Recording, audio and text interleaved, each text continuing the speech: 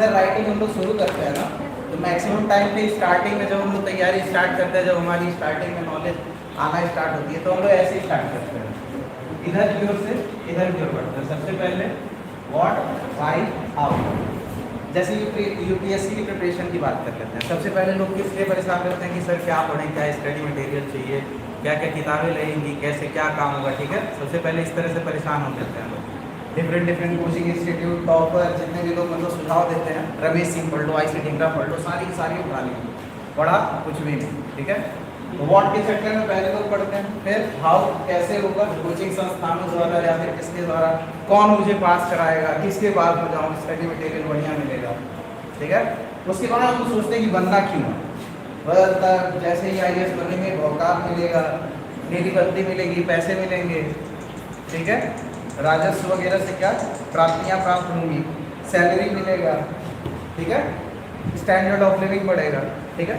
लेकिन क्या होता है, हमें कैसे अप्रोच करना चाहिए, हमेशा सबसे पहले वाई से शुरू करो, क्यों बनना चाहते हो, ठीक है ना। आंसर राइटिंग जब भी करना आप लोग, सबसे पहले दिमाग में एक क्वेश्चन आना चाहिए, क्यों IAS ऑफिसर बनना चाहते हो। एक शब्द होता है लीडर,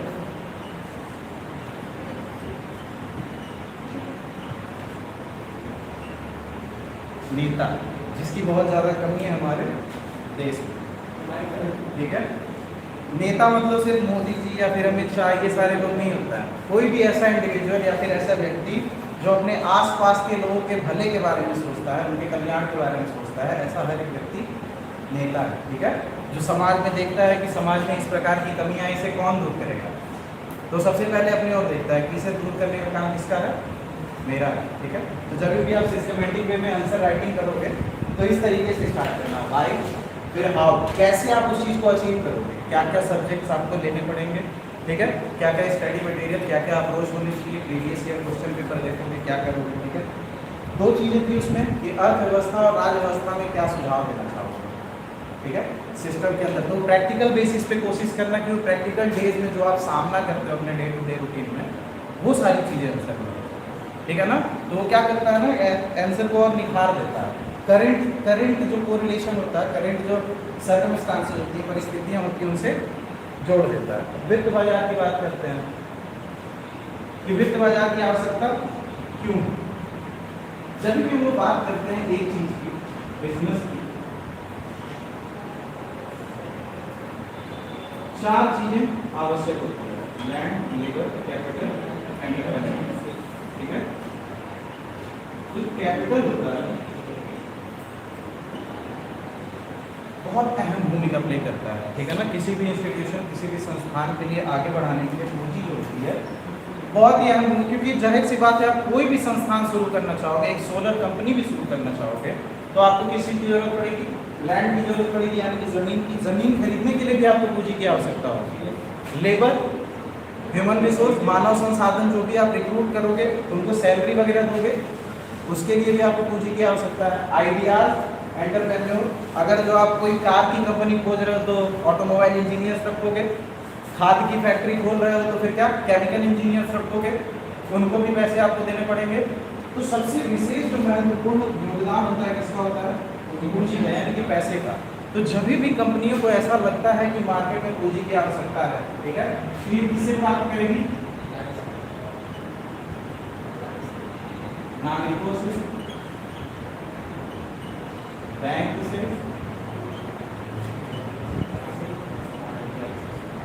सरकार से, ठीक है। सरकार RBI लगभग एक ही सर करती है। तो रिलीज करने का क्या होता है, जब भी किसी पूंजीपति को पूंजी की आवश्यकता होती है, वो सीधे काम में जाता है वित्त बाजार, ठीक है ना। कुछ इस तरीके से काम होता है कि क्या, अभी जैसे अभी आपको किसी भी चीज़ में इन्वेस्ट करना होगा तो आपके पास दो तरीके होंगे। क्या, सबसे पहले कि आप 2-4 लोगों से मदद ले लीजिए, ठीक है। कुछ लोग आपको 10,000, अगर जो आपको 50,000 की जरूरत है, आपके पास 5 मित्र हैं, सारे लोग 10,000 दे दिए। आपने अपने मित्र से क्या बोला कि जैसे ही मुझे प्रॉफिट होगा 10,000 1 रुपये करके मैं आपको दे दूंगा, 1 रुपये प्रॉफिट के साथ। आपका दोस्त बोला ठीक है, बैठे बैठा है, मेरे पास पूंजी है, पूंजी दे दे रहा हूँ, साथ में पूंजी से मुझे क्या प्राप्त होगी, प्रॉफिट प्राप्त होगा, ठीक है ना। तो शेयर्स के बेसिस पे फाइनेंस मार्केट क्या करता है, प्लेटफॉर्म का काम करता है। कैसा प्लेटफॉर्म, किसके बीच में?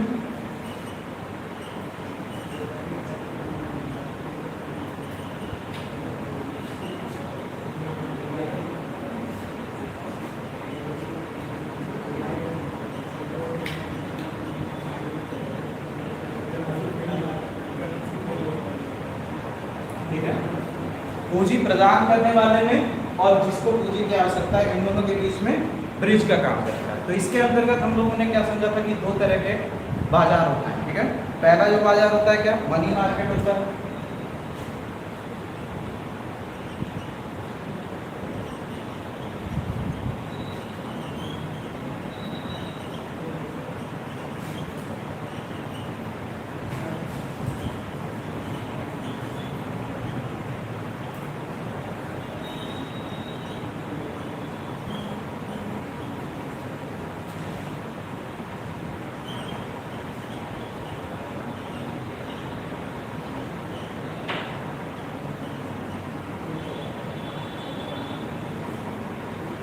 ठीक है, दो तरह के बाजारों के बारे में हम लोगों ने पढ़ा था क्या, एक था मनी मार्केट, एक था क्या कैपिटल मार्केट। इसमें क्या था, अल्पकाल के लिए यानी कि शॉर्ट टर्म के लिए जब भी किसी कंपनी को पूंजी की आवश्यकता होगी तो किसमें जाएगा, मनी मार्केट के अंतर्गत जाएगा। मनी मार्केट के अंतर्गत क्या, उसे पूंजी प्रदान की जाएगी शॉर्ट टर्म के लिए, ठीक है ना, अल्पकाल के लिए। ये अल्पकाल किस तरीके से डिनोटिफाई किया जाएगा, कॉल मनी मार्केट होता है।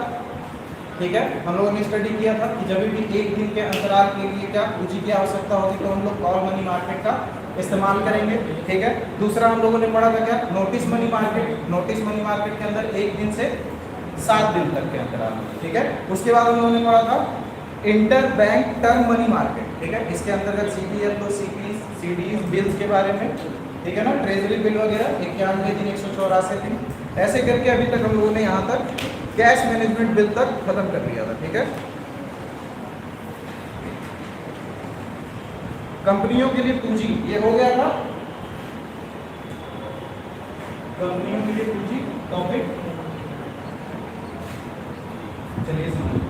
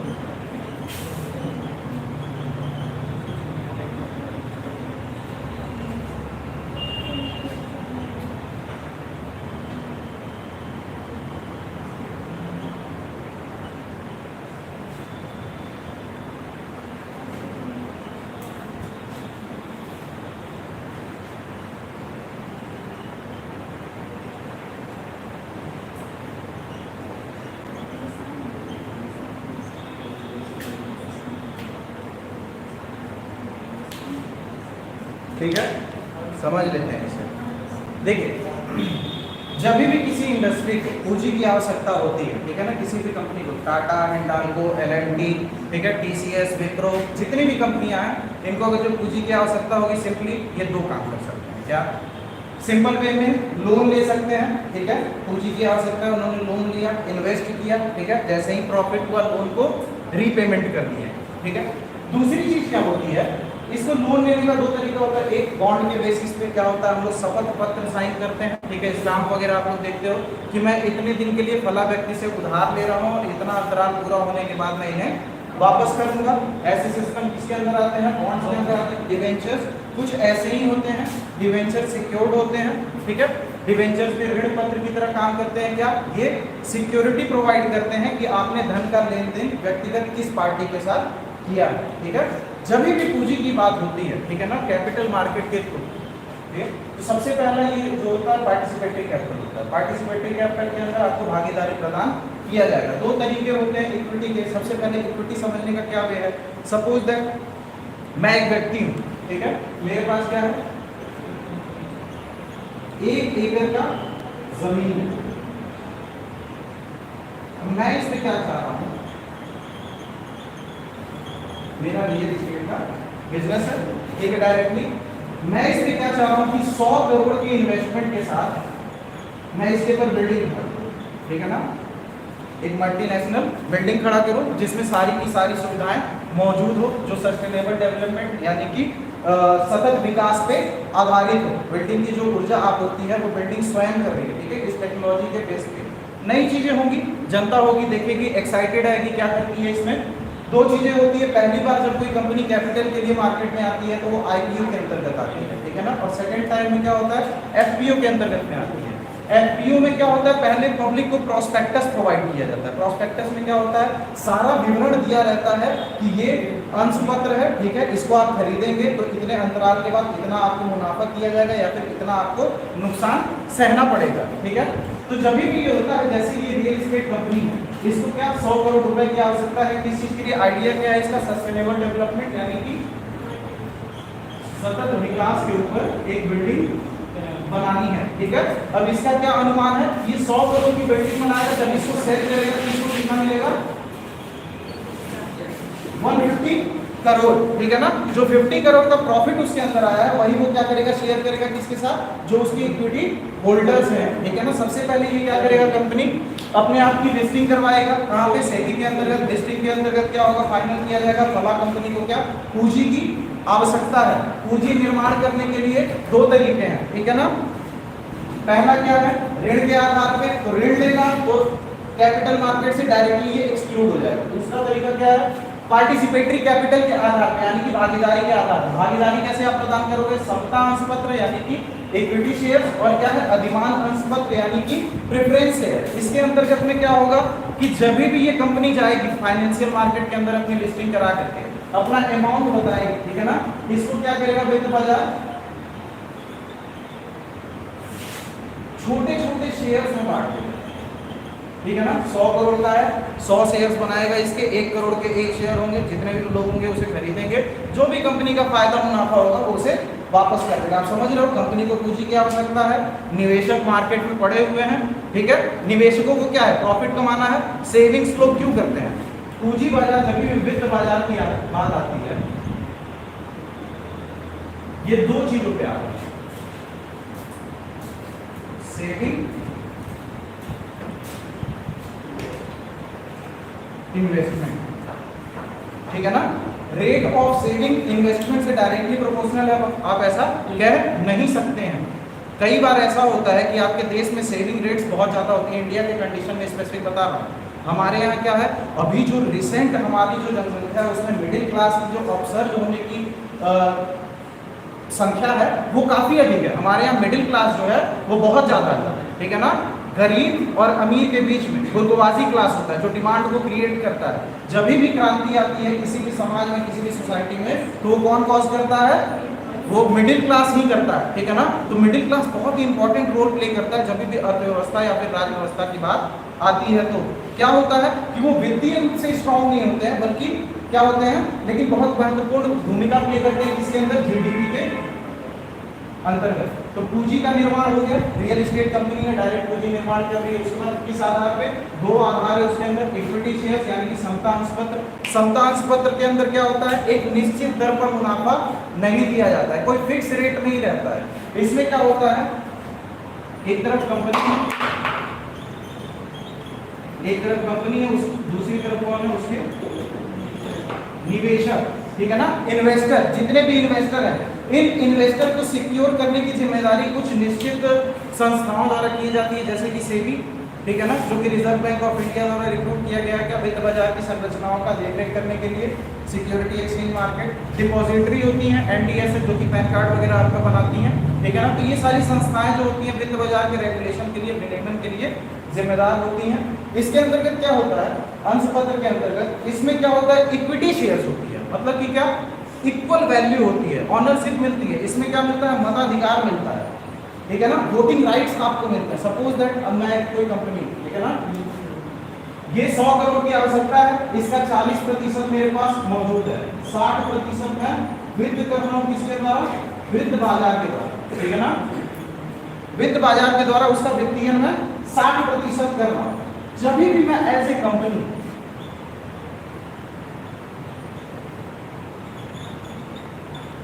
पूंजी ले रहा हूँ, ठीक है ना, तो ये जो 60% की इक्विटी है, एक उदाहरण देता हूँ, जब भी बैंकों का राष्ट्रीयकरण किया जाता है तो उसके अंदर बैंक सरकार क्या करती है, जो इक्विटीज होती है बैंक की वो सरकार खरीद लेती है, ठीक है ना।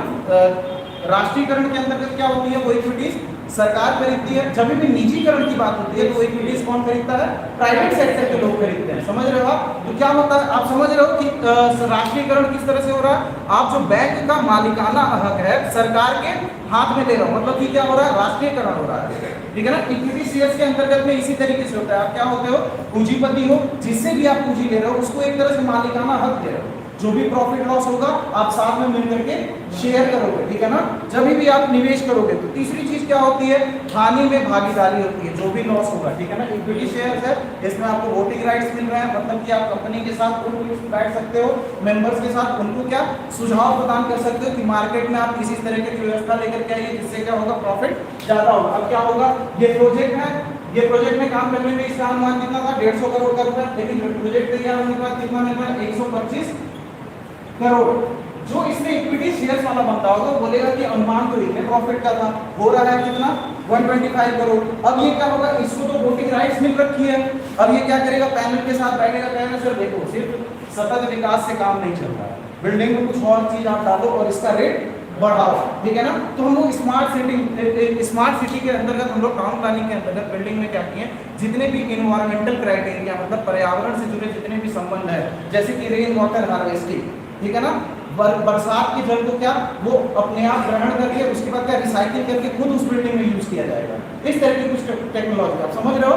हमको पानी के लिए किसी और व्यवस्था पे डिपेंड नहीं होना पड़ेगा, हम एक तरह से पूरे इस बिल्डिंग को इस तरीके से डिजाइन कर रहे हैं कि ये आत्मनिर्भर रहे, बिजली के मामले में, पानी के मामले में, जो भी मूलभूत आवश्यकता होती है एक इंफ्रास्ट्रक्चर में वो स्वयं पूरी करे। इससे क्या होगा, जनता देखेगी इस बिल्डिंग की डिमांड अधिक है, तो इसे जब भी डिमांड हाई होता है तो उसका प्राइस बढ़ जाता है, ठीक है ना। तो ये अच्छे प्राइस पे बिकेगा और जितने भी इक्विटी वाले बंदे होंगे उनको एक अच्छा मुनाफा प्रदान किया जाएगा, ठीक है। इक्विटी शेयर में आप समझ रहे हो, आपको मताधिकार मिलता है पैनल के साथ में, ठीक है, भागीदारी मिलती है बाकायदे, और बराबरी का एक तरह से मालिकाना हक प्रदान किया जाता है। हानि जो होता है वो दोनों लोग के द्वारा शेयर कर लिया जाता है, ठीक है।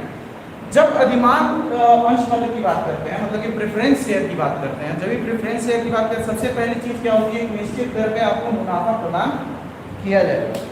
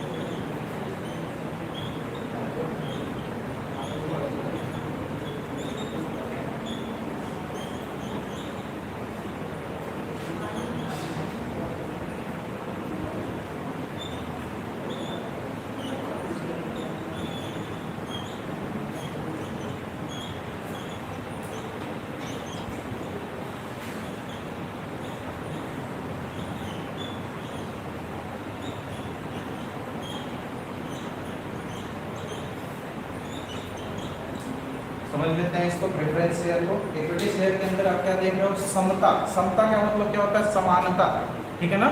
जो ऑनर है और जो इन्वेस्टर है एक तरह से सेम काम करते हैं, हानि हुआ वो देखेगा, प्रॉफिट हुआ दोनों लोग देखेंगे, ठीक है ना, सारी चीजें मिलकर के साझा हो रही है। प्रेफरेंस शेयर के अंतर्गत क्या होता है, प्रेफरेंस शेयर में सबसे पहली चीज क्या है, निश्चित दरों पर मुनाफा दिया जाएगा।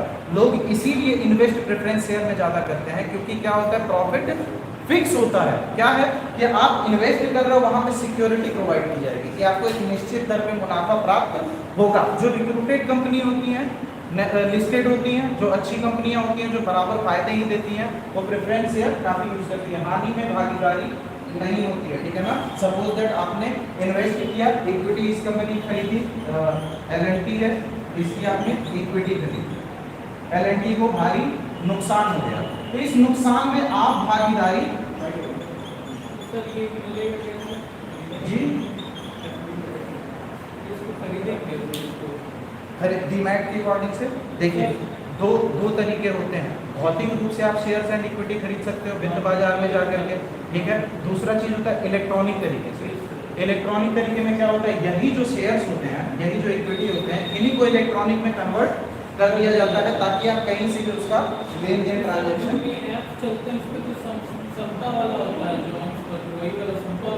इक्विटी शेयर्स ही होते हैं, हाँ मैक्सिमम। ये जब आप बड़े बड़े पूंजी निवेश करोगे, लाख 2 लाख से ऊपर वाला, तब जाकर के मतलब इसको वहां पे आपको मिनिमम लिमिट नहीं है। देखिए जैसे निवेश करने में क्या होता है ना, सबसे ज्यादा सिक्योर लोग किसमें फील करते हैं, उसमें, क्योंकि मताधिकार भी मिलता है।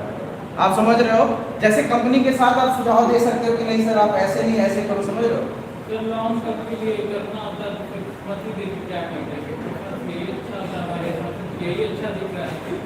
जैसे ये दोनों सिस्टम लॉन्ग टर्म के लिए, मुद्रा बाजार में सिर्फ क्या था, मनी मार्केट के अंतर्गत आपने ये जाना था, क्या जाना था कि जब अल्पकाल के लिए धन ले रहे हो, ठीक है ना, 1 साल के अंतर्गत, ये दोनों जो इक्विटी शेयर है, प्रेफरेंस शेयर है, दोनों 1 साल के ऊपर ही ट्रांजैक्शन कर रहे हैं, दोनों दीर्घकाल के लिए होंगे, बस तरीके अलग है। तरीका क्या अलग है, एक में आपको इक्विटी यानी कि बराबरी का अधिकार प्राप्त हो रहा है, ठीक है ना, कंपनी के साथ आप क्या मुनाफा और नुकसान दोनों शेयर कर रहे हैं। और प्रेफरेंस में क्या है, आपको थोड़ा सा मतलब गनीमत मिल रहा है कि भाई नुकसान होगा तो हमारे ऊपर नहीं आएगा, आप समझ रहे हो ना। तो आपको सिक्योरिटी बेसिस पे ज्यादा फायदा प्रदान कर दिया जाता है। तो ये दोनों दीर्घकाल के लिए, बस तरीके दोनों अलग अलग है, ठीक है ना। इसमें क्या है, देयता भी जो है होते हैं वो ग्रहण नहीं किए जाते हैं। जब लायबिलिटी बढ़ जाती है, सपोज दैट इसने क्या किया कि 100 करोड़ का लोन रेज किया, अपने फंड के लिए फंड रेज किया, क्या हुआ, फंड जो लोन रेज किया था जिस प्रोजेक्ट के लिए,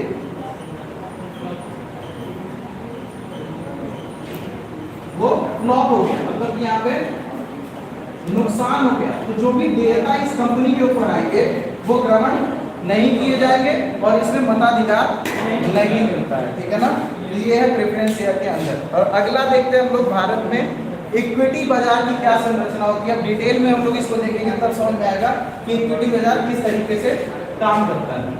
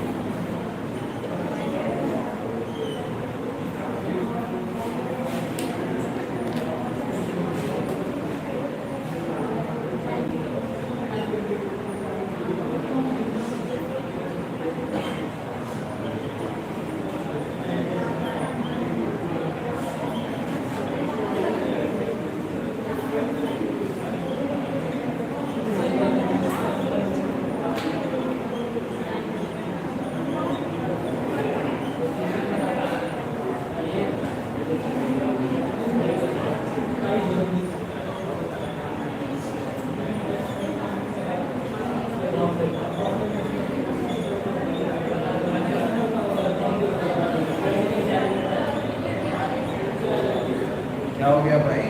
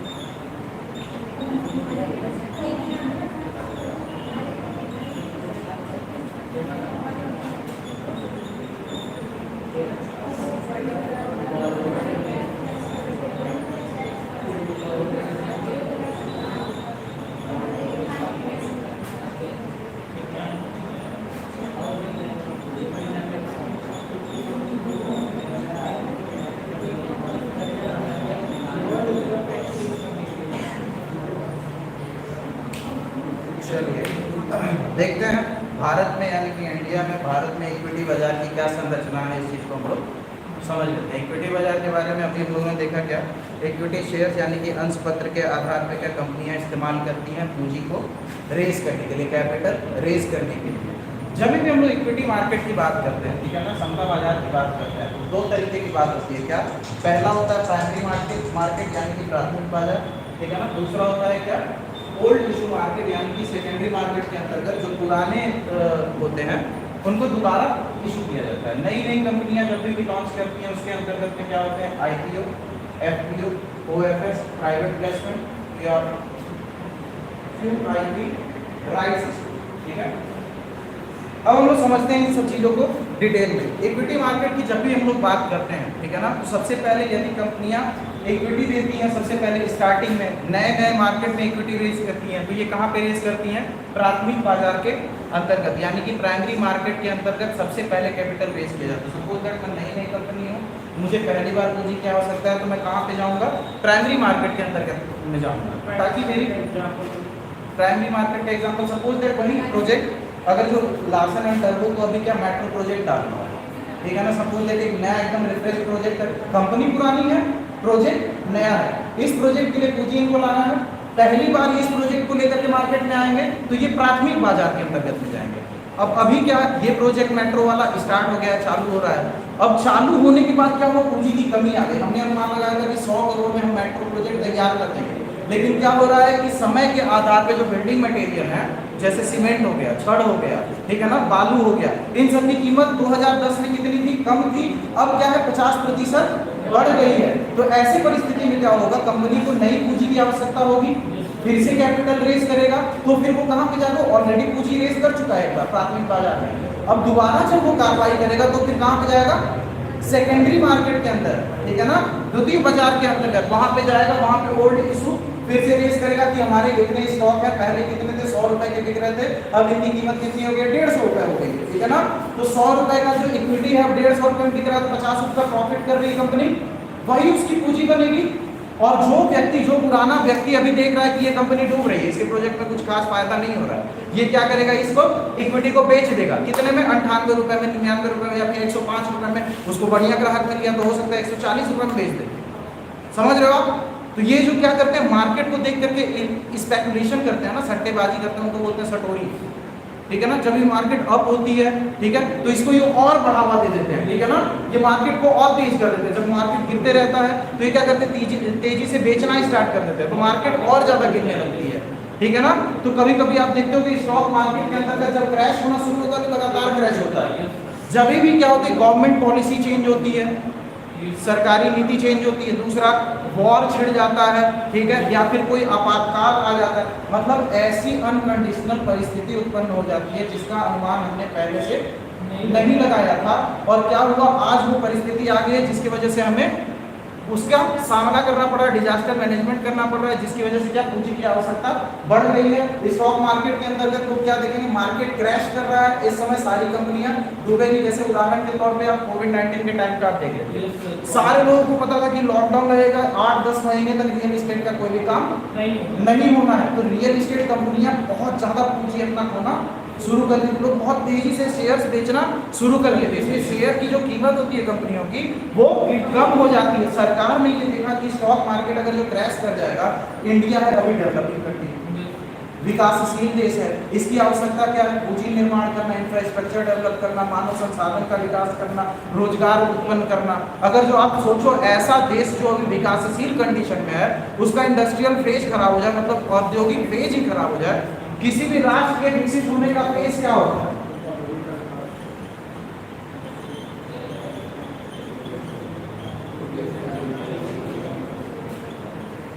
ये सीरीज होता है, ठीक है ना। फिलोसोफर जितने भी थे, अर्थशास्त्री वो क्या बोलते थे, जब भी कोई इकोनॉमी स्टार्ट होती है सबसे पहले क्या होती है, एग्रेरियन होती है, ठीक है ना, मतलब कृषि प्रधान होती है। कैसे, सबसे पहले मूलभूत आवश्यकता क्या होती है, रोटी कपड़ा मकान, ठीक है ना, मूलभूत रोटी है। कृषि के द्वारा क्या होता है, आप जो होता मूलभूत आवश्यकताएं जो अर्थव्यवस्था की होती है वो जनता तक पूरी करते हो। जब भी जीडीपी को बढ़ाने की बात आती है तो आप कृषि के सहारे सिर्फ जीडीपी को इंक्रीज नहीं कर सकते हो। भारत एक कृषि प्रधान देश है, कितने साल से खेती कर रहा है, जीडीपी में काफी बड़ा योगदान रहता है कृषि का, लेकिन क्या हम समृद्ध देश बन पाए? क्यों? इंडस्ट्रियल एरिया में नाकामयाबी के कारण। आप जापान का उदाहरण देखिए, सारे यूएसए की बात करोगे, आप ब्रिटेन की बात करोगे, जब भी इंडस्ट्रियलाइजेशन होना शुरू हुआ था 17वीं शताब्दी के बाद, बहुत तेजी से इंडस्ट्रियलाइज हुए थे ये लोग। इन लोग के विकास होने का क्या कारण था? क्योंकि इन्होंने जो स्कीम अपनाया था वो बाजार अर्थव्यवस्था को चलाने, मार्केट कैपिटलाइजेशन वाला फॉर्मूला इन लोगों ने यूज किया था। मेनली उसमें क्या होता है, औद्योगिकरण पे ज्यादा फोकस किया जाता है, ठीक है ना। हमारे देश की कंडीशन में नहीं था, हम लोग कृषि प्रधान थे। उसके बाद क्या, हम डायरेक्ट सेवा के क्षेत्र में विकास करने लगे। इंडिया एक लौती ऐसी कंट्री है, ठीक है ना, जिसके अंतर्गत क्या है, सेवा को बहुत ज्यादा बढ़ावा मिला। हमारे जीडीपी का एक मैक्सिमम एरिया सर्विस सेक्टर के अंतर्गत से आता है। विप्रो, इन्फोसिस, ठीक है ना, टाटा कंसल्टेंसी यानी कि टीसीएस वगैरह, ये सारी कंपनीज इंटरनेशनल कंपनीज है, ठीक है ना। आईटी सेक्टर के अंदर अभी तो सेमीकंडक्टर चिप वगैरह सारी इंडिया के अंदर प्लांट्स वगैरह डेवलप होने वाली हैं, ठीक है ना। तो सिलिकॉन वैली तक बनाने की मतलब सोच है। तो वैसे बैंगलोर को बोला जाता है इंडिया का सिलिकॉन वैली, ठीक है ना। आईटी इंडस्ट्री के सेक्टर में डेट्रॉइट किसको बोला जाता है? इंडिया का डेट्रॉइट बोला जाता है। चेन्नई को ऑटोमोबाइल इंडस्ट्री, ठीक है ना, ऑटोमोबाइल इंडस्ट्री के लिए फेमस है, इसलिए बोला जाता है। तो देखिए, जब भी इक्विटी मार्केट की बात आती है, ठीक है ना, प्राथमिक बाजार में क्या होता है, सबसे पहले जब भी कंपनी को कैपिटल रेज करना होता है, सबसे पहले कैपिटल कहाँ पे रेज करती है? प्राथमिक बाजार के अंतर्गत में, ठीक है ना। उसके बाद जब सेकेंडरी टाइम में उसको कैपिटल रेज करना रहता है तो क्या कहाँ पे करती है? ओल्ड इशू मार्केट, ठीक है ना, जिसके अंतर्गत निवेशक को तरलता प्राप्त होता है। इसी में क्या होता है? इक्विटी की खरीद और बेचा जाता है, ठीक है ना। इसी में क्या होता है? मार्केट स्पेकुलेशन यानी कि सट्टेबाजियां होती हैं, ठीक है ना, मार्केट स्पेकुलेशन। इसमें क्या होता है? स्टॉक मार्केट आप समझ ही रहे हो, ठीक है, बॉम्बे सेंसेक्स के ऊपर आधारित होता है। दूसरी चीज क्या है इधर?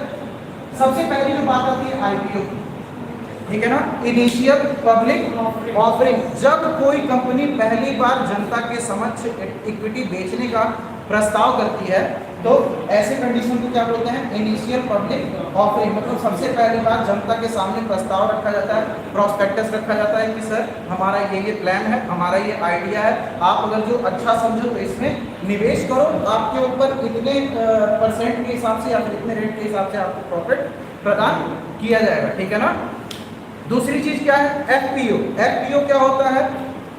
आईपीओ के बाद कंपनी द्वारा निकाले जाने वाले अन्य प्रस्ताव, ठीक है ना। सबसे पहले आईपीओ, उसके बाद जितने भी टर्म्स निकल रहे हैं, मतलब सेकंड में फॉलो ऑन या फिर फर्दर पब्लिक ऑफर बोला जाता है इसे, ठीक है ना। आईपीओ के बाद एफपीओ, उसके बाद क्या है टर्म? ओएफएस। ओएफएस क्या है? Offer for sale. इसमें क्या है? संबंधित कंपनियां इलेक्ट्रॉनिक ढंग से शेयर बाजार की आधारभूत संरचना का प्रयोग करते हुए इक्विटी का लेन देन करती हैं, ठीक है ना। सबसे पहले क्या होता है? जो भी ये इक्विटी होती है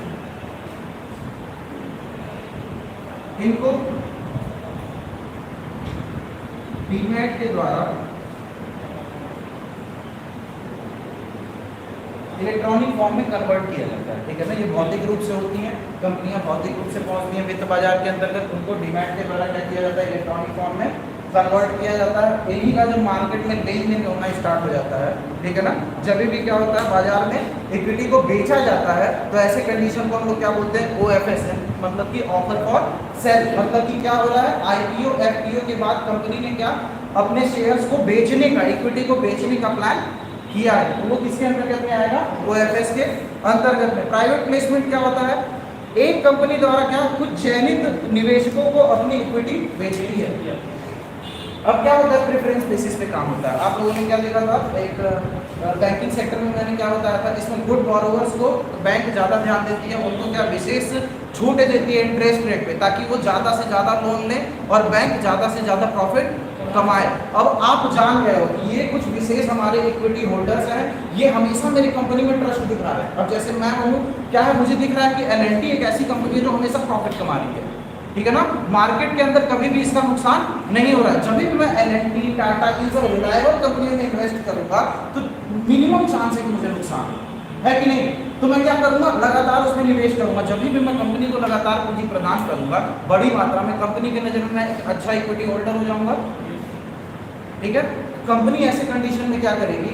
प्राइवेट प्लेसमेंट के अंतर्गत मुझे डाल देगी, ठीक है ना। इस प्राइवेट प्लेसमेंट के अंतर्गत में क्या होगा, मैं उसके प्रेफरेंस इक्विटी होल्डर्स में से एक रहूंगा, मतलब कि जो खास लोग होते हैं उनमें से एक रहूंगा। तो जब भी ऐसा कोई खास इक्विटी लॉन्च किया जाएगा ना, तो उस कंपनी द्वारा मुझे चुना जाएगा कि सर देखो ये नई तरह की इक्विटी है, इसमें ज्यादा प्रॉफिट है, इसमें आप चाहो तो निवेश कर सकते हो। तो प्राइवेट प्लेसमेंट के अंतर्गत में क्या, कंपनियों के कुछ निर्धारित ग्राहक होते हैं जो विश्वास पात्र होते हैं, जिनके साथ कंपनी अक्सर इक्विटीज का लेन देन करती है, ठीक है ना, प्राइवेट प्लेसमेंट के अंतर्गत। उसके बाद क्या है, QIP, qualified institutional payment placement.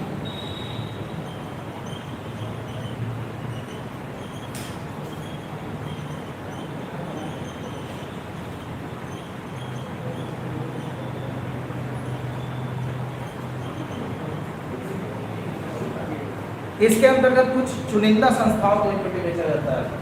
इसके पहले प्राइवेट प्लेसमेंट में आपने क्या देखा था, व्यक्ति विशेष की बात हो रही थी, व्यक्तिगत लोगों की बात हो रही थी, ठीक है ना। अब संस्था भी क्या करते हैं, इन प्राइमरी सेकेंडरी मार्केट के अंतर्गत निवेश करते हैं। जैसे कि उदाहरण के लिए देखिए, आपको फ्लिपकार्ट का लीजिए। फ्लिपकार्ट के अंदर कौन सी कंपनी निवेश करी थी, वॉलमार्ट, ठीक है ना।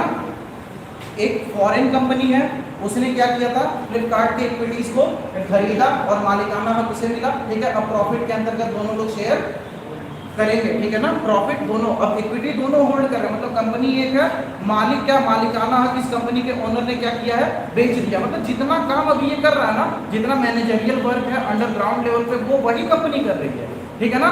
बस सिर्फ क्या है, जब पूंजी का इकट्ठा करने की बात आई है, तो पूंजी के लिए हम लोगों ने क्या बेचा है, मालिकाना हक। और जब भी कोई व्यक्ति किसी कंपनी का मालिक होता है तो उसको क्या मिलता है, प्रॉफिट मिलता है।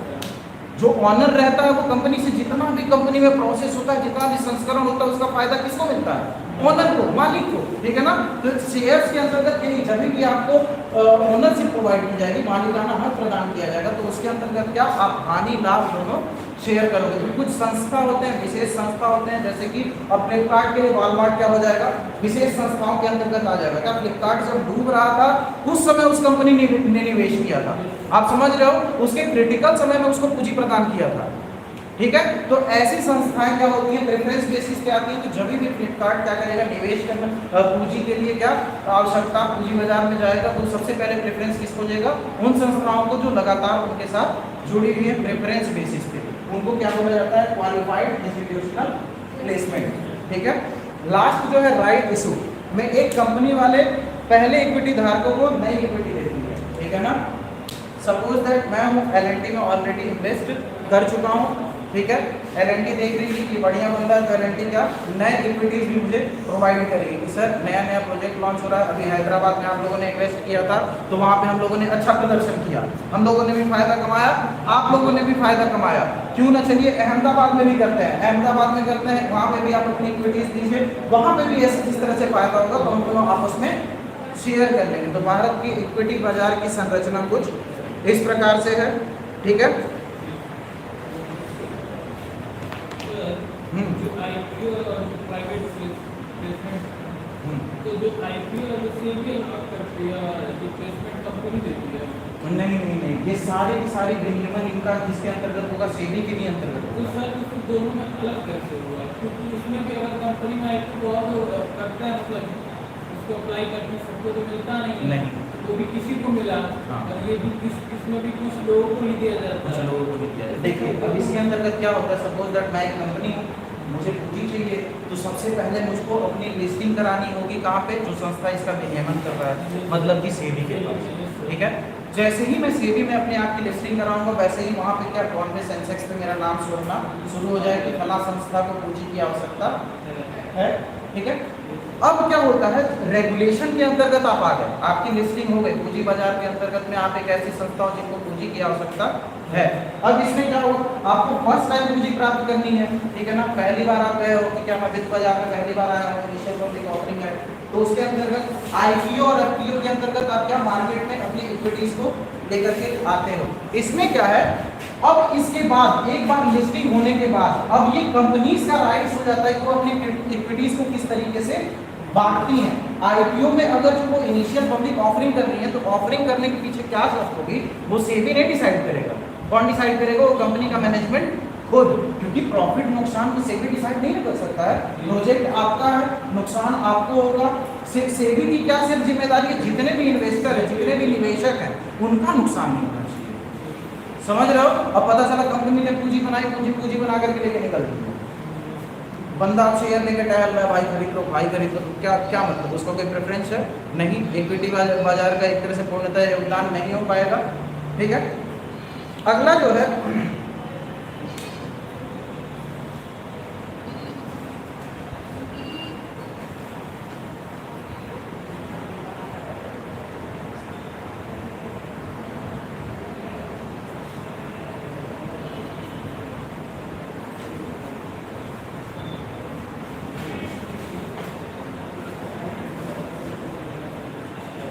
हमारे यहाँ पे क्या होता है, देखो जैसे जब भी गवर्नमेंट प्रोजेक्ट लॉन्च करती है, ठीक है, सपोज दैट अभी ये गोरखपुर से लेकर के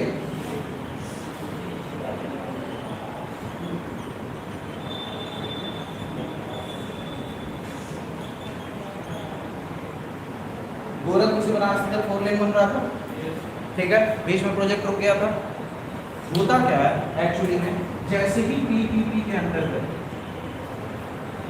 पब्लिक प्राइवेट पार्टनरशिप के अंतर्गत गवर्नमेंट क्या करती है, सरकार क्या बोलती है, टेंडर निकालती है। ये टेंडर लॉन्च होता है, इसको प्राइवेट सेक्टर, ठीक है, पब्लिक सेक्टर सबके लिए ओपन रहता है, ये भरते हैं, ठीक है ना। किसी को टेंडर मिल गया, सपोज दैट एलएनटी को चाहे किसी को टेंडर मिल गया, इन्होंने क्या बताया टेंडर कैसे मिलता है, जैसे ये रोड है अगर जो 100 किलोमीटर की, ठीक है ना, तो सबसे बेस्ट टेक्नोलॉजी इसमें कौन दे रहा है और सबसे कम पैसे में कौन सबसे बढ़िया रोड बना रहा है, ठीक है ना, उस कंपनी को टेंडर सरकार देती है। इसमें क्या हुआ, जैसे ही ये प्रस्ताव पास हुआ, यहाँ पे प्राइवेट कंपनी एलएनटी को टेंडर मिला। अब एलएनटी को इसमें पूंजी की आवश्यकता है, 100 किलोमीटर का रोड बनाना है, इसमें पूंजी कितनी लगेगी, 200 करोड़ से मान लो, एक अप्रॉक्स वैल्यू मानते हैं 200 करोड़ की पूंजी की आवश्यकता किसको है, एलएनटी को है, ठीक है ना। एलएनटी क्या करेगा, कहाँ पे जाएगा, वित्त बाजार में जाएगा, यानी फाइनेंशियल मार्केट में जाएगा, ठीक है ना। प्रोजेक्ट का इनिशिएशन हो रहा है, गवर्नमेंट प्रोजेक्ट है, टेंडर के द्वारा निकाला गया है, इसको टेंडर कौन प्राप्त किया है, प्राइवेट कंपनी, ठीक है ना, अपने रिफॉर्म्स के बेसिस पे। इसके अंदर क्या है, यहाँ पे जब ये रोड बनाना स्टार्ट करेगा तो सबसे पहले चीज की आवश्यकता क्या होगी, पूंजी की आवश्यकता होगी। इस आधार पर ये प्राइवेट कंपनी क्या करेगी, पूंजी निर्माण के लिए वित्त बाजार में जाएगी। जब वित्त बाजार में जाएगी तो क्या करेगा, वित्त बाजार इनको स्मॉल डिनोमिनेशन में ब्रेक कर देगा, इक्विटी बांटेगा और इसको क्या बेचेगा। जैसे ही यहाँ पे गवर्नमेंट यहाँ पे एलएनटी कंपनी को क्या पूंजी प्राप्त हुई यहाँ पे फाइनेंस मार्केट से, ये यहाँ पे निवेश करेगा, टोल लगाएगा दोनों साइड पे कि जो भी लोग इस रोड का यूज करेंगे तो यहाँ पे टोल भरेंगे। टोल्स के थ्रू ये क्या करेगा, यहाँ पे पूंजी एकत्रित करेगा और अपने जितने भी इक्विटी होल्डर्स हैं उनमें मुनाफे के तौर पे बांट देगा। तो PPP और फाइनेंशियल मार्केट की मदद से क्या आप किसी भी अर्थव्यवस्था में इंफ्रास्ट्रक्चर को बूस्ट कर सकते हो, ठीक है ना। रोड का निर्माण करना है, ट्रांसपोर्ट सिस्टम क्या करता है, बेहतर कम्युनिकेशन बनाता है, इससे क्या कर सकते हो आप, आयात निर्यात बेहतर कर सकते हो, अपनी अर्थव्यवस्था में क्या कोई चीज तेज गति से कर सकते हो। रोड बना हुआ है तो आपको कम समय लगेगा, ठीक है ना। सर्विस सेक्टर में आपकी बढ़ोतरी होगी। अगला जो टॉपिक है वो है डीमैट।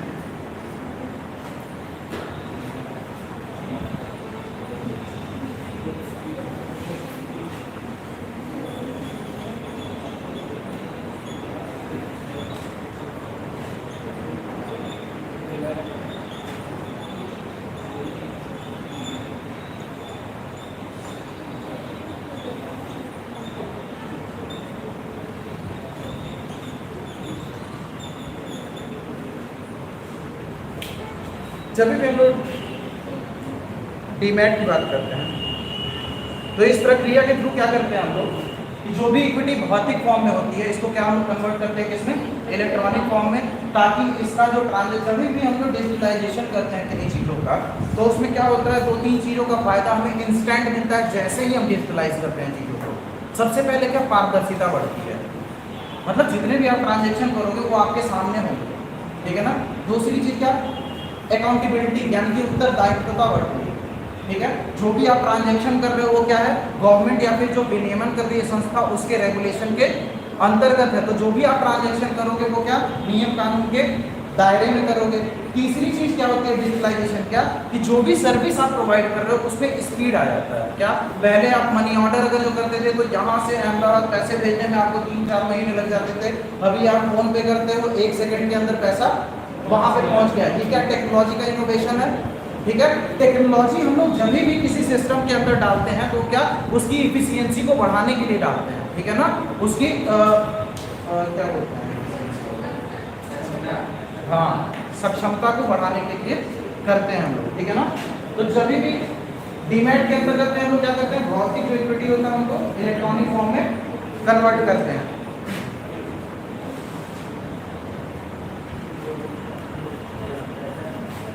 तो जो भी संस्था ये कार्य करते हैं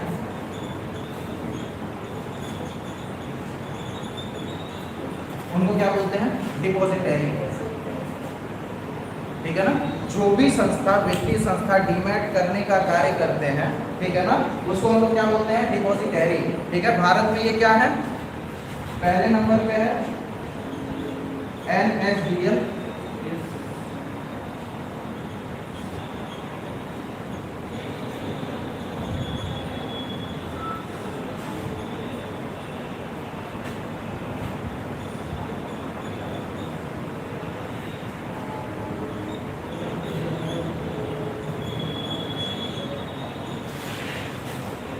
ये दो मुख्य रूप से संस्था है जो ये कार्य करती हैं, क्या भौतिक जो इक्विटीज होती हैं उनको इलेक्ट्रॉनिक फॉर्म में चेंज करती है। ठीक है ना, इनको क्या बोलते हैं, डिपॉजिटरी। ठीक है,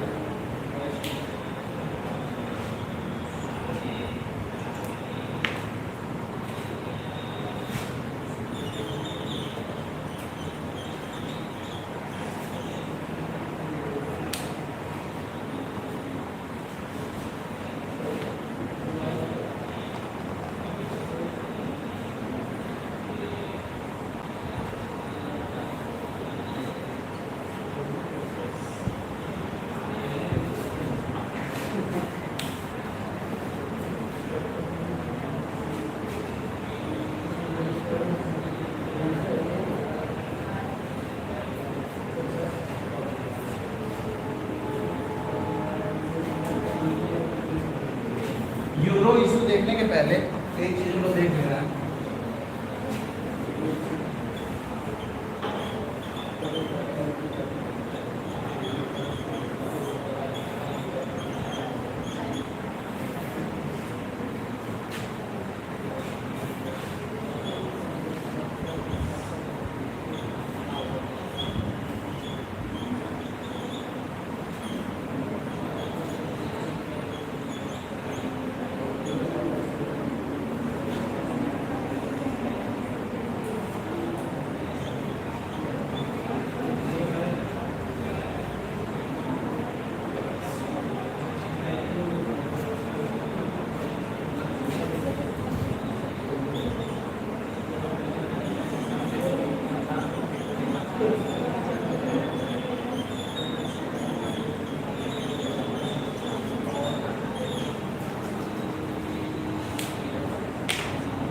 चलिए देखते हैं T+6 सेटलमेंट। ठीक है ना, सरकार द्वारा ये लेकर के आया गया था कब, 2016 में। ठीक है, इसके अंतर्गत क्या कहा गया कि जब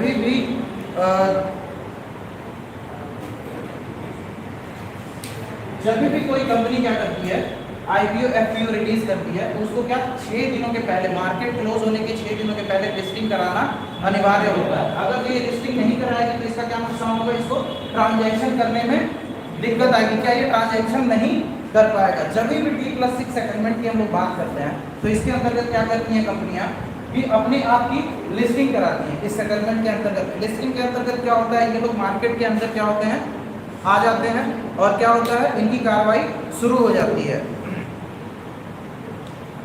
इस लिस्टिंग का मुख्य लक्ष्य क्या होता है, निवेशक जो होते हैं ना,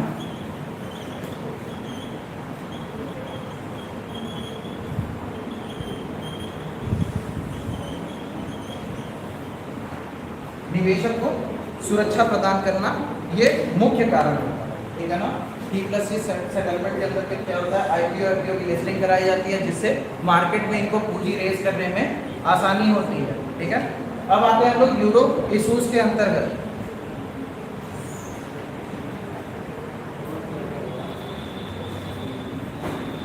यूरो इशूज के अंतर्गत क्या होता है, कभी भी जब किसी भी कंपनी के द्वारा विदेशी मुद्रा में, ठीक है ना, विदेशों में क्या होता है, बाजार, विदेशी बाजार में जब भी पूंजी इकट्ठा करने के लिए, ठीक है ना, कोई इंडियन कंपनी है,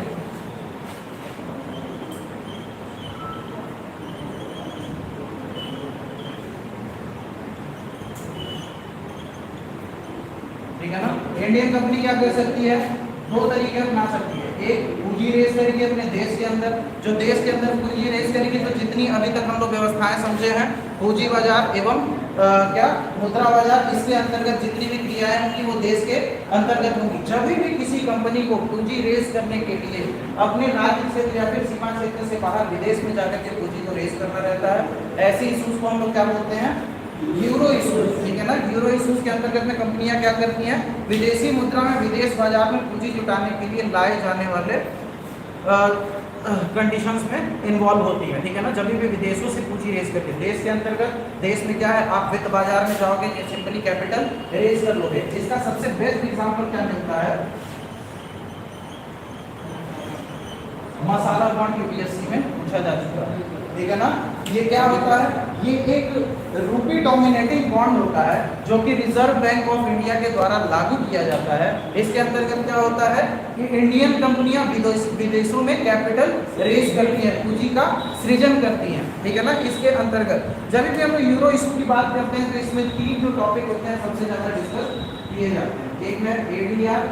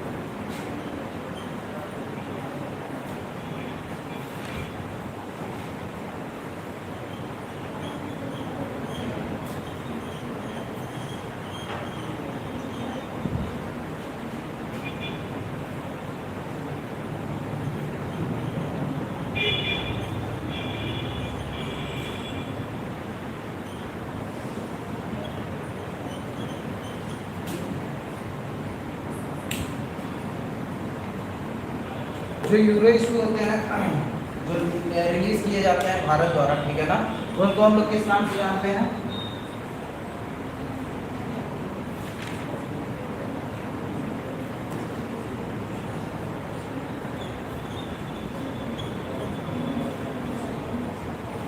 देखिए अब समझ लेते हैं यूरो इशूज को।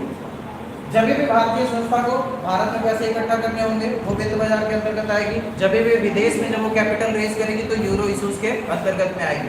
जब भी यूरो इशू की बात करते हैं तो इसमें तीन तरह की चीजों को ज्यादा डिस्कस किया जाता है। सबसे पहले क्या है, अमेरिकन डिपॉजिटरी रिसीप्ट, भारतीय कंपनियों द्वारा इन्हें अमेरिका के वित्त बाजारों से अमेरिकन डॉलर में इक्विटी पूंजी जुटाने के लिए जारी किया जाता है। क्या भारतीय कंपनियां क्या करेंगी, अमेरिकन मार्केट में जाकर के इन्वेस्ट करेंगी। इन्वेस्ट क्या करेंगी, डॉलर की जो कीमत है रुपए से हमेशा अधिक होगी, जो भी वहां पे पूंजी प्राप्त होगी वो यहाँ पे क्या उनको मल्टीपल रूप से क्या फायदा प्रदान करेगी। जब भी ये कंपनी देखेगी क्या इंडियन मार्केट में उसकी पूंजी रेज नहीं हो रही है, कोई मल्टीनेशनल कंपनी है जैसे कि टाटा की बात करते हैं, इनकी जो ब्रांचेस हैं लैंड रोवर, जगुआर, ये सारी चीजें क्या इंटरनेशनल लेवल पे फैली हुई है।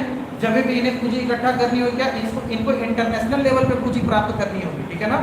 जो बाहर विदेशों में निवेश होती हैं, जो रेस्ट ऑफ वर्ल्ड से लोग निवेश करते हैं, मैक्सिमम वो किस फॉर्म में होती है, डॉलर के फॉर्म में। अभी क्या पंगा चल रहा है रशिया, चाइना, इंडिया और ये अमेरिका वगैरह के बीच में, यही ना कि करेंसी के मामले में ही डॉलर का खेल चल रहा है। डॉलर यूरो इस समय एक बराबर आ गया। वेस्टर्न सिविलाइजेशन एक साइड चली गई है, ये लोग किसके पीछे पड़े हुए हैं, रशिया एवं चाइना के पीछे, और साथ में इंडिया को भी इंक्लूड करना चाह रहे हैं, ठीक है ना। अब इंडिया, चाइना, रशिया क्या कर रही है, जो ट्रेड इन लोगों को करना पड़ रहा था डॉलर के माध्यम से, जब भी ये डॉलर के माध्यम से ट्रेड कर रहे थे तो सबसे पहले क्या करना पड़ रहा है इंडिया को, जाके मार्केट से डॉलर खरीदना पड़ रहा है। जब डॉलर इंडिया खरीदेगा मार्केट से तो क्या ये डॉलर की डिमांड को बढ़ाएगा, डॉलर की कीमत बढ़ेगी, ठीक है ना, और रुपए की कीमत घटेगी। तो जब भी इंटरनेशनल मार्केट में हम लोग ट्रेड करते हैं डॉलर के माध्यम से तो ये क्या करता है, हमारे रुपए को नीचे गिराता है, ठीक है ना। तो इसका उपाय क्या है कि जब हम लोग ट्रेड करें किसी देश से तो मैक्सिमम टाइम पे कोशिश करें कि वो हमारी पर्सनल करेंसी से हो। जब हमारी करेंसी कोई अन्य देश यूज करेगा तो इससे क्या होगा, हमारे करेंसी का अवमूल्यन होगा, ठीक है ना। जब भी हमारी करेंसी जितना मैक्सिमम इंटरनेशनल प्लेटफॉर्म पे यूज होगी ट्रांजैक्शन करने के लिए, उसकी वैल्यू बढ़ेगी। जब भी करेंसी की वैल्यू अधिक होती है, जैसे कि अमेरिकन डॉलर की बात करते हैं, तो फिर क्या होता है, हमें चीज़ों को आयात करना क्या पड़ता है, सस्ता पड़ता है, ठीक है ना। जो भी चीज़ हम लोग विदेशों से मंगाएंगे, क्या हमारी करेंसी की वैल्यू ऊपर है, बाहर से हम कुछ भी खरीदेंगे हमें क्या पड़ेगा, सस्ता पड़ेगा, ठीक है ना। तो आयात करना हमें सस्ता पड़ता है। तो जो भी विकसित देश होते हैं उनकी अगर जो इकोनॉमी ऊपर होती है, ठीक है ना, करेंसी अगर स्ट्रांग होती है तो उन्हें फायदा होता है, ठीक है ना। लेकिन अगर जो इंडिया, चाइना ऐसे देशों की बात करोगे जहाँ पे प्रोडक्शन अभी मेन डिमांड है, ठीक है ना, प्रोडक्शन करना इन विकासशील देशों की आवश्यकता है, जीडीपी ग्रोथ करना इनकी आवश्यकता है। अगर जो ये क्या करेंगे, अपनी करेंसी की वैल्यू हमेशा बढ़ाते रहेंगे, करेंसी डिवैल्यूएट भी की जाती है चाइना के द्वारा, क्या कि उनका सामान बाहर विदेशों में सस्ते दामों में बिके, ठीक है ना। वो क्या करते हैं, डोपिंग करते हैं। डोपिंग क्या करते हैं, डोपिंग के अंतर्गत क्या होता है, जैसे ये डस्टर है, इंडिया इसको 8 रुपए में बना रहा है, ठीक है, चाइना क्या करेगा, इसको 7 रुपए में जाकर इंडिया में बेचेगा। और जितने भी इंडियन मार्केट के पिपोक्स हैं वो 8 रुपए की चीज ना खरीद के 7 रुपए की चीज खरीदेंगे। जैसे ही 7 रुपए की चीज ये चाइना वाला फेमस हो गया इंडियन मार्केट में, ये 8 रुपए वाला, इसको नुकसान हो रहा है, ये बंद कर देगी अपनी फैक्ट्री, ठीक है। चाइना कंप्लीटली इस मार्केट पे डोमिनेट कर लेगा और जैसे ही ये देखेगा मार्केट में सिर्फ इसी प्रोडक्ट की आवश्यकता है, इसी की कीमत 7 रुपए से 10 रुपए कर देगा, ठीक है ना। इसको हम लोग क्या बोलते हैं, मार्केट मैनिपुलेशन। और करेंसी मैनिपुलेशन क्या होता है, इसके अंतर्गत क्या होता है, जब भी हमें अपने आयात यानी एक्सपोर्ट को इंक्रीज करना रहता है, हम क्या करते हैं, अपने करेंसी की वैल्यू को गिरा देते हैं। करेंसी की वैल्यू कैसे गिरेगी, करेंसी की वैल्यू कौन कंट्रोल करता है, जो फ्लोटिंग रेट होता है वो किसी भी अर्थव्यवस्था की जो केंद्रीय बैंक रहती है उसके द्वारा कंट्रोल किया जाता है, जैसे कि हमारे देश में रिजर्व बैंक ऑफ इंडिया के द्वारा किया जाता है, ठीक है ना। तो जब भी ऐसी कंडीशन होगी कि करेंसी मैनिपुलेशन की बारी आएगी तो इसमें आयात निर्यात को मैनिपुलेट करने के लिए अर्थव्यवस्थाओं द्वारा अपनी करेंसी के साथ छेड़छाड़ किया जाता है, ठीक है। क्या होता है, क्या हो गया इंडिया में, क्या क्या हुआ है, डीवैल्यूएशन होता है। RBI reserve bank of India जब भी मुद्रा स्थिति को कंट्रोल करना रहता है तो क्या रुपए के चढ़ते या फिर गिरते भाव को कंट्रोल करना शुरू करती है।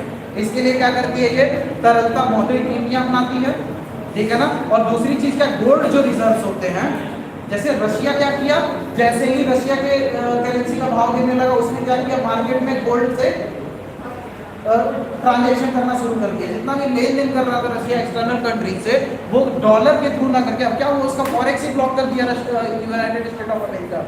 अब वो डॉलर का यूज ही नहीं कर सकता। उसने क्या किया, अगर जो वो रूबल का इस्तेमाल करेगा पहले उसको जाके डॉलर परचेज करना पड़ेगा, ठीक है ना, महंगा पड़ेगा। उसने क्या किया, अपने जो गोल्ड रिजर्व्स हैं उन्हीं को निकाला, डायरेक्ट गोल्ड से ट्रांजैक्शन करना शुरू कर दिया। उसको डॉलर की आवश्यकता है, उसकी करेंसी की वैल्यू गिरेगी नहीं गिरेगी। 200 जा रही थी इस समय, आप रशियन करेंसी की हालत देखो, आप इंडियन करेंसी से अच्छी करेंगे, समझ रहे हो आप।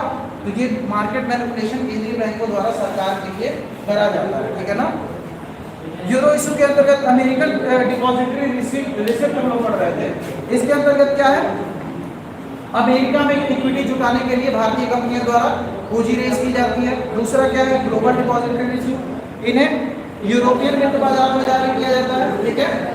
ये अमेरिकन फाइनेंशियल मार्केट में किया जाता है, ये क्या यूरोपियन फाइनेंशियल मार्केट में किया जाता है, ठीक है ना।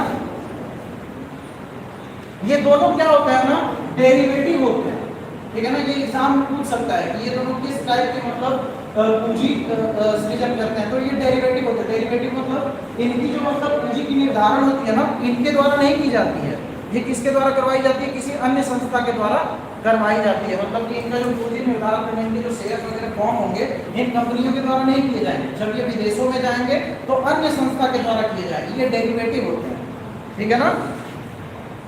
अगला जो है FCCB, FCCB क्या, भारतीय कंपनियों द्वारा विदेशों में जारी किए जाने वाले विदेशी मुद्रा के ऐसे बॉन्ड जो निवेशकों को एक निश्चित समयावधि के बाद इक्विटी परिवर्तन हो जाए, ठीक है ना। अब क्या है, ये बॉन्ड्स,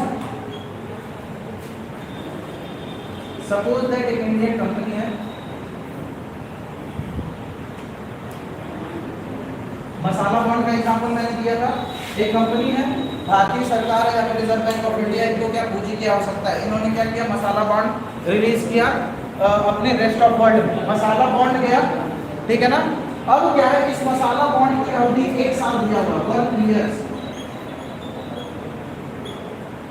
बॉन्ड खरीदने का क्या होता है, जब भी सरकार बॉन्ड रिलीज करती है, कब, जब उसको तरलता की आवश्यकता होती है, पूंजी की आवश्यकता होती है, सरकार बॉन्ड रिलीज करेगी, मार्केट में आएगा। 100 रुपए का बॉन्ड है तो इसको कोई क्यों खरीदेगा, तो अगर जो इसके ऊपर 6-7% का इंटरेस्ट मिले या फिर कोई मुनाफा मिले, सरकार क्या कहती है कि आप इस बॉन्ड में निवेश करिए, एक निश्चित अंतराल के बाद हम आपको इतना पूंजी प्रदान करेंगे। क्या होता है, जैसे ही मसाला बॉन्ड रिलीज किया गया, श्रीलंका का उदाहरण देते हैं। श्रीलंका ने क्या किया कि अपने अर्थव्यवस्था को डूबते हुए देखा, ठीक है। जब इसने डूबते हुए देखा, ये सोचा विदेशों में हम क्या करते हैं, अपने बॉन्ड्स रिलीज करते हैं, ठीक है ना। इसने अपना बॉन्ड रिलीज किया, अब देखा श्रीलंका एक डूबती अर्थव्यवस्था है, अब ये जो भी बॉन्ड रिलीज करेगा, ये चाहेगा इसको ज्यादा से ज्यादा लोग खरीदे, ज्यादा से ज्यादा लोग खरीदने के लिए क्या होना चाहिए, यहाँ पे रेट ऑफ इंटरेस्ट को क्या करेगा, वो बहुत से ज्यादा बढ़ा के रखेगा कि आप भाई 100 रुपए निवेश करोगे तो मैं आपको 150 रुपए दूंगा। अब सामने वाला क्या है, इतना फायदा है, लेकिन जनता तो बेवकूफ है नहीं, वो देख रही तुम्हारी अर्थव्यवस्था डूब रही है, तुम कहाँ से दोगे, वो निवेश नहीं करेगी। समझ लो, श्रीलंका के मामले में यही हुआ, अगर जो चाहेगा भी पूंजी निर्माण करना तो नहीं कर पाएगा। ये उन देशों के लिए होती है ना जिनकी मार्केट क्रेडिबिलिटी अच्छी होती है, जैसे कि भारत की बात करते हैं।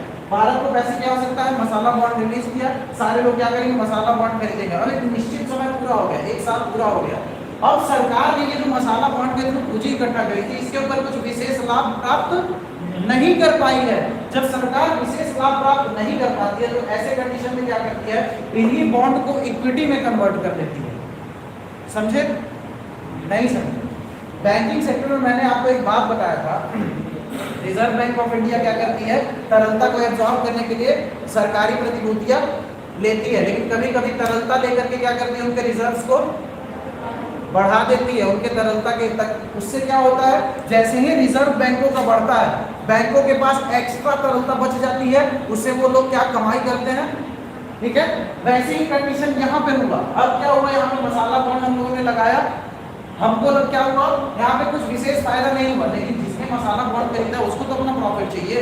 अगर जो कोई सरकार उसको प्रॉफिट प्रदान नहीं करेगी तो उस निश्चित देश के प्रति उसका विश्वास कम हो जाएगा, और विश्वास की भावना से क्या भविष्य में जब भी उसको पूंजी निर्माण करना रहेगा तो वो कर पाएगा, नहीं कर पाएगा। ऐसे कंडीशन से बचने के लिए गवर्नमेंट ऑफ इंडिया क्या करेगी, ठीक है सर, आपने बॉन्ड्स के रूप में इन्वेस्ट किया है, हम क्या करते हैं, इसको इक्विटी में कन्वर्ट कर देते हैं, ठीक है ना। कोई पब्लिक सेक्टर अंडरटेकिंग होगा, जैसे कि ONGC मान लेते हैं, ऑयल रिफाइनरी एक इंडियन कंपनी है, ठीक है ना। वहां पे उसके अंदर क्या हुआ, पूंजी का आवश्यकता था, इस बॉन्ड के थ्रू रेज किया है, बॉन्ड में मुनाफा नहीं हुआ, कंपनी अभी भी क्या उसी तरीके से काम कर रही है। ये क्या करेगा सरकार, इस बॉन्ड्स के जो रुपए हैं उनको इक्विटी में कन्वर्ट कर देगा, इक्विटी में कन्वर्ट कर देगा। उससे क्या फायदा होगा, जैसे जैसे वो कंपनी प्रोग्रेस करेगी, इनका जो लगाया हुआ धन है इन्हें वापस कर दिया जाएगा, जिससे क्या होगा, उस अर्थव्यवस्था के प्रति अविश्वास की स्थिति उत्पन्न होने से बच सकती है, ठीक है ना।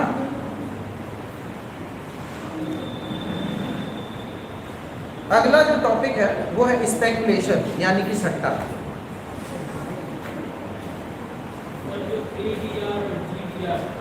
हाँ।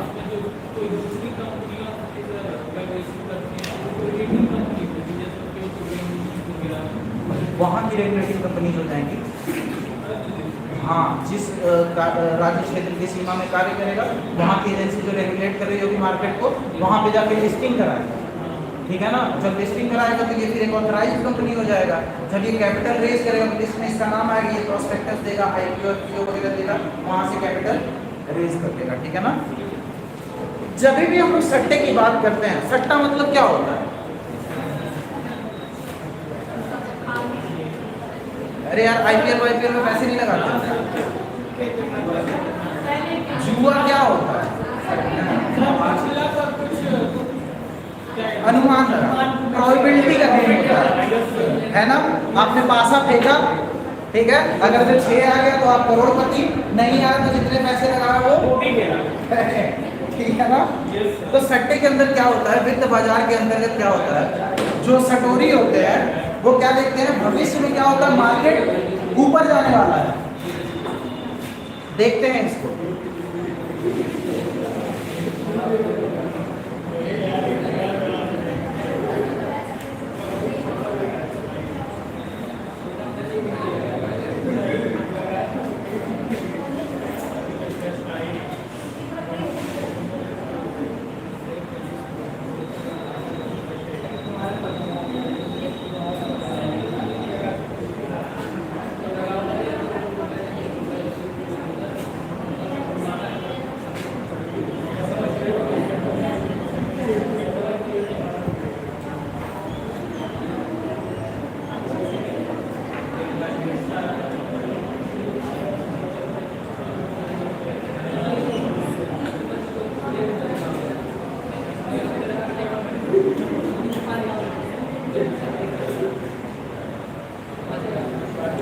इस बार जितने भी क्वेश्चन टेस्ट सीरीज में हैं सारे के सारे मैंने डिजाइन किए हैं और सारे के सारे यूपीएससी पैटर्न पे है, इसलिए नोट्स एक बार अच्छे से रिवीजन करके उसके बाद ही टेस्ट दीजिएगा, ठीक है।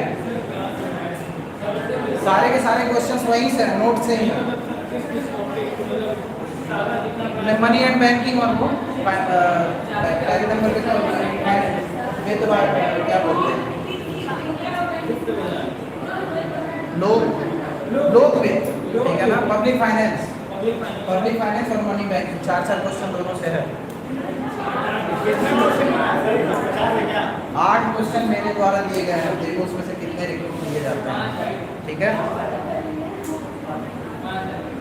बहुत इजी क्वेश्चन है, हल्का सा कॉमन सेंस यूज करोगे सारे के सारे सॉल्व हो जाएंगे।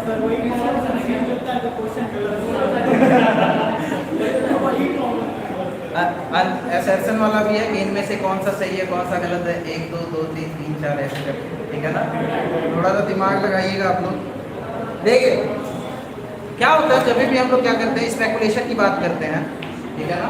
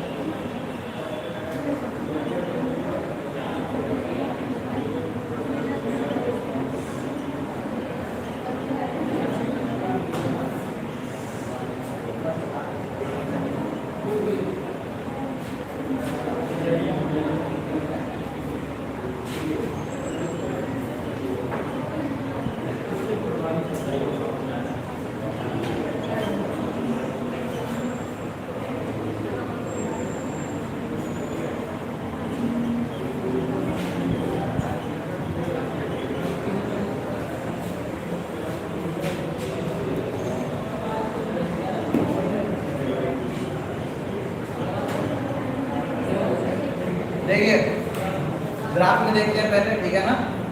टाइम और सेंसेक्स के बीच में ग्राफ है, समय और सेंसेक्स के बीच में। आप यहाँ पे देखोगे क्या हो रहा है, मार्केट उठ रहा है लगातार, ठीक है ना।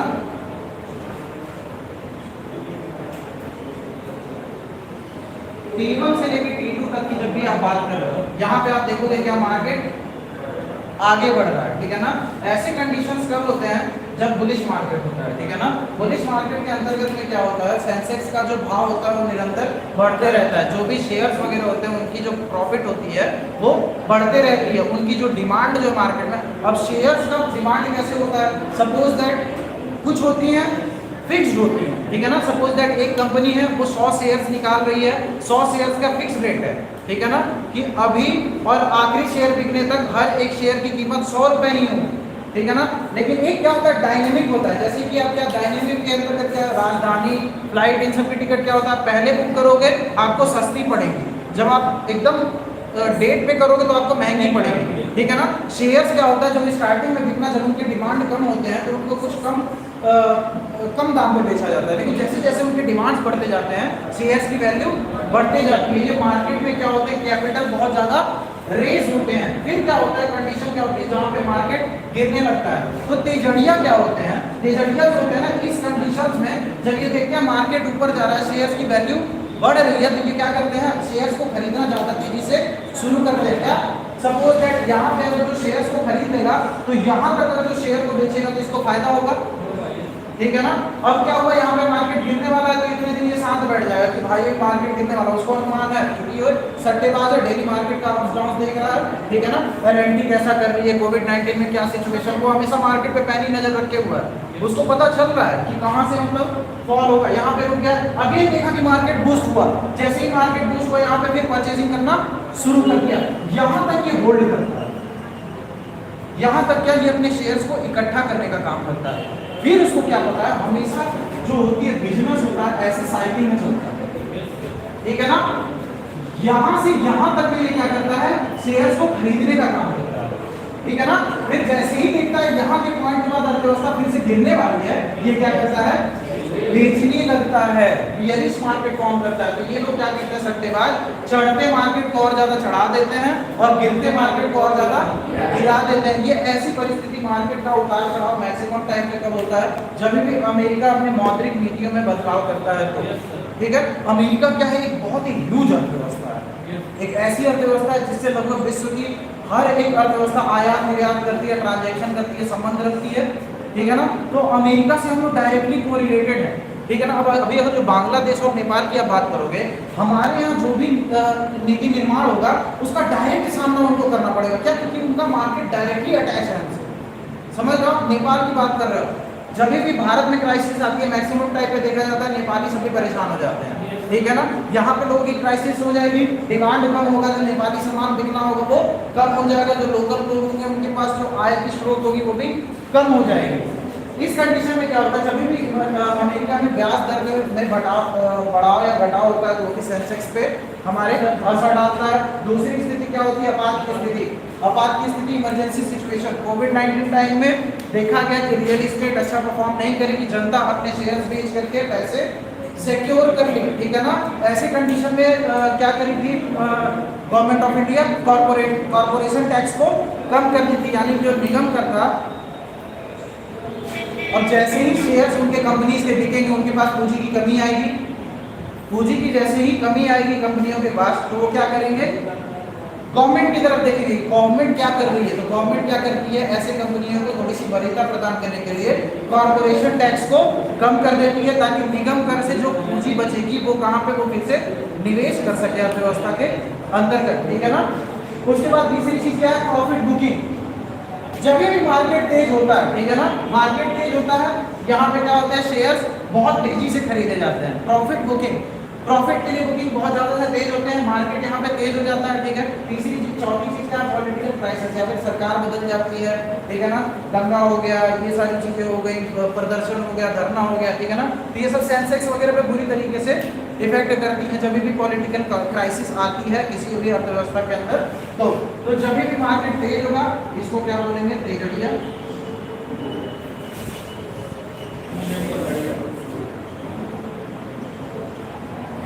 ठीक है, bullish market and bearish market. इन्हीं को समझ करके जो इनमें पैसे लगाते हैं, शेयर्स का खरीद बिक्री करते हैं, उनको क्या बोलते हैं, सटोरी कहते हैं, ठीक है, या तो सट्टेबाज कहते हैं, ठीक है ना। जो मार्केट के क्या